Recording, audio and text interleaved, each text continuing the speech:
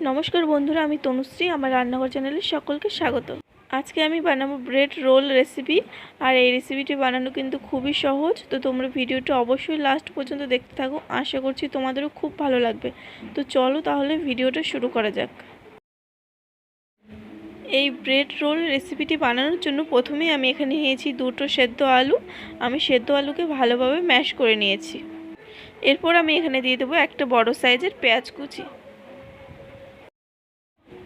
দিয়ে দেব কাঁচা লঙ্কা কুচি, এরপর দিয়ে দেব কাশ্মীরি লাল লঙ্কার গুঁড়ো,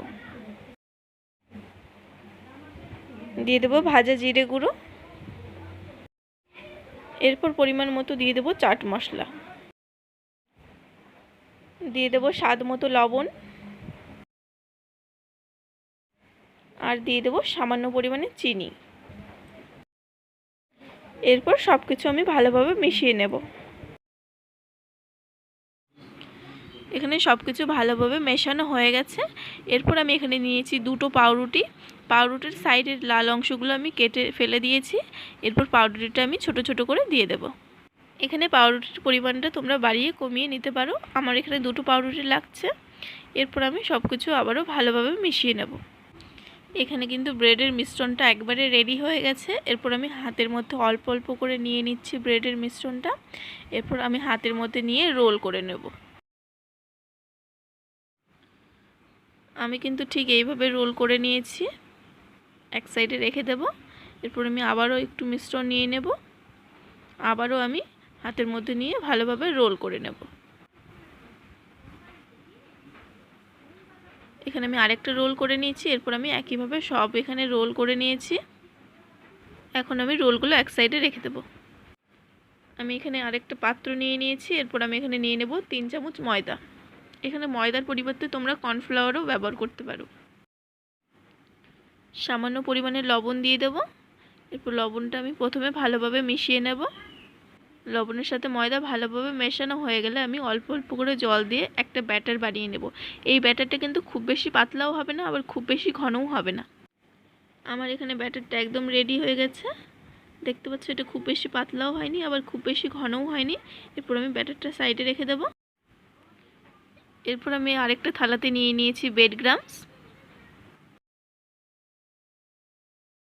এরপর আমি রোল একটা নিয়ে নেব। এরপর প্রথমে আমি ময়দার যে ব্যাটারটা বানিয়েছি সেই ব্যাটারের মধ্যে ভালোভাবে ডুবিয়ে নেব। এরপর আমি ব্রেড ক্রাম্বস ভালোভাবে লাগিয়ে নেব। আমি কিন্তু ঠিক এইভাবে লাগিয়ে নিয়েছি। এরপর আমি আরেকটা রোল নিয়ে নেব। একইভাবে আমি ব্রেড ক্রাম্বস ভালোভাবে লাগিয়ে নেব। এরপর এখানে আমি সব রোলগুলো একইভাবে তৈরি করে নিয়েছি। এখন রোলগুলো ভেজে নিতে হবে। প্রথমে আমি তেল হালকা করে ভালোভাবে গরম করে নিয়েছি। এরপর আমি রোলগুলো দিয়ে দেব। আর এই সময় কিন্তু আঁচটা একদম লো আঁচে রাখতে হবে, নয়তো একেবারে পুড়ে যাওয়ার সম্ভাবনাটা থাকে। এখন আমি একদম লো আঁচে 7-8 মিনিট সময় ধরে রোলগুলো ভালোভাবে ভেজে নেব। আর এই রেসিপিটি বানানো কিন্তু খুবই সহজ। তোমরা অবশ্যই বাড়িতে একদিন ট্রাই করো, আশা করছি তোমাদেরও খুব ভালো লাগবে। আর এই রেসিপিটি যদি তোমরা বাড়িতে ট্রাই করে থাকো তাহলে অবশ্যই আমাকে কমেন্ট বক্সে জানিয়ে দিও কেমন হয়েছে। এখানে আমার রোলগুলো ভালোভাবে ভাজা হয়ে গেছে। এরপর আমি তেল ঝরিয়ে তুলে নেব।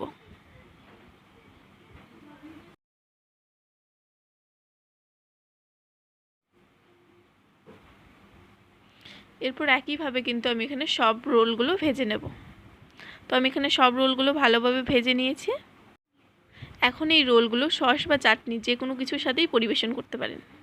তো আমার এই রেসিপিটা যদি তোমাদের ভালো লেগে থাকে তাহলে অবশ্যই লাইক, কমেন্ট আর শেয়ার করতে ভুলো না। আর আমার এই চ্যানেলটি যদি সাবস্ক্রাইব করা না থাকে সাবস্ক্রাইব করে দেওয়ার অনুরোধ রইল। সবাই ভালো থাকবেন, সুস্থ থাকবেন। ধন্যবাদ।